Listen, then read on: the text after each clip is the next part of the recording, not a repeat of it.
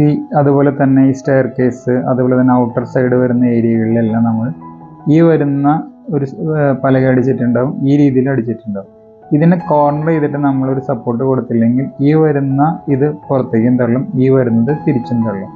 അപ്പോൾ അതിനെ സംബന്ധിച്ച് നമുക്ക് ഒരു കോർണറിലുള്ള ഒരു സപ്പോർട്ട് കൊടുത്താൽ മാത്രമാണ്, അതായത് ഒന്നോ രണ്ടോ കൊടുക്കാം, എന്നാൽ മാത്രമേ നമുക്ക് ഇതിനകത്തുള്ള പ്രൊജക്ഷൻ ഒഴിവായി നിൽക്കുള്ളൂ. അതായത് ബീം തള്ളാതിരിക്കുക എന്നുള്ളൊരു കൺസെപ്റ്റിലേക്ക് പോകാൻ പറ്റും. ഈ വരുന്ന രീതിയിൽ ഈ സൈഡിലോട്ട് നമുക്കൊരു സപ്പോർട്ട് കൊടുത്തു കഴിഞ്ഞാൽ പിന്നെ ഫ്യൂച്ചറിൽ വരുന്ന ഇഷ്യൂസ് നമുക്ക് ഒഴിവാക്കിയെടുക്കാൻ പറ്റും.